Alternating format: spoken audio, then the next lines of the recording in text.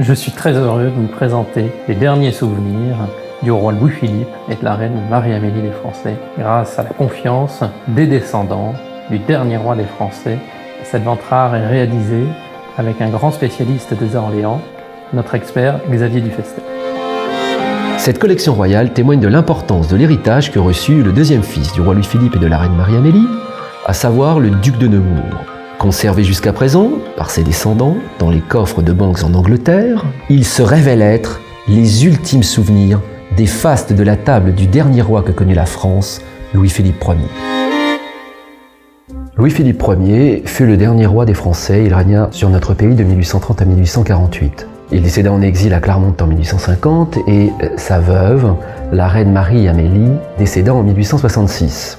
À la suite du décès du fils aîné du couple royal, à savoir Ferdinand Philippe d'Orléans, le chef de famille, après le décès du souverain, en 1850, devint le deuxième fils du couple royal, Louis d'Orléans, duc de Nemours. C'est la raison pour laquelle, au décès de la reine Marie-Amélie, ce dernier reçut en héritage une partie très conséquente des collections royales.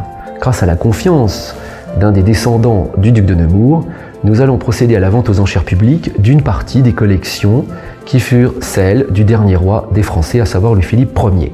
Tout d'abord, nous présenterons un très rare ensemble provenant du célèbre service que commanda le souverain pour sa résidence de villégiature préférée en Normandie, à savoir le château d'Eu. Ce service à fond vert, par son luxe et son raffinement, témoigne de l'attachement que le roi Louis-Philippe avait pour le château d'Eu.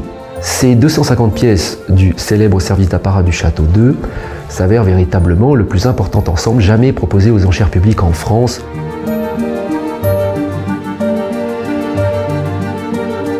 Cette vente proposera également un très important ensemble d'orfèvrerie qui témoigne des arts de la table du roi Louis-Philippe. Tout d'abord des œuvres commandées par Louis-Philippe alors qu'il n'était pas encore roi des Français, c'est-à-dire lorsqu'il était duc d'Orléans sous la Restauration, à savoir en 1817 à l'orfèvre Audio. Nous proposerons notamment une série de couverts en vermeil, mais également des seaux à champagne. Ces derniers commandés au nombre de 8, nous en présenterons une paire.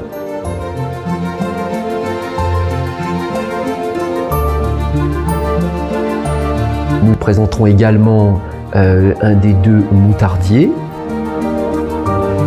La dispersion de cette collection royale comprend également un certain nombre de bijoux totalement inédits provenant des maisons royales de France, d'Angleterre, mais également de Belgique. On notera en premier lieu, datant de la période de la Restauration en France, c'est-à-dire entre 1814 et 1830, une paire de bracelets du célèbre joaillier des rois, Mellerio di Meller, à savoir 2 bracelets comportant 12 miniatures, représentant pour l'un Louis-Philippe, duc d'Orléans, et ses 5 premiers enfants, et pour le second, Madame Adélaïde, sœur de Louis-Philippe, avec les 5 derniers enfants du couple princier.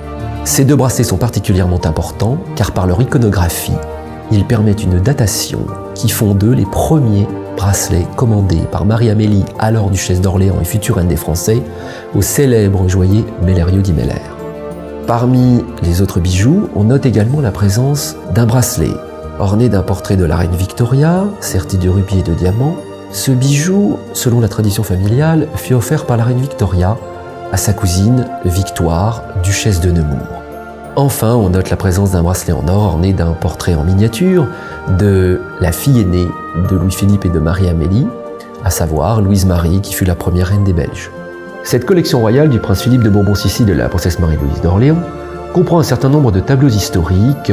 On citera parmi ces derniers un portrait du jeune roi Louis XIII, d'après Pourbus, mais également un certain nombre de tableaux au nom de la maison royale de Bourbon-Sicile, à savoir une paire de portraits représentant le roi François Ier des Deux-Siciles et sa seconde épouse, la reine Marie-Isabelle, par Dubois de Raonnet, la souveraine étant représentée dans les jardins du palais de l'Élysée, alors résidence de la duchesse de Berry.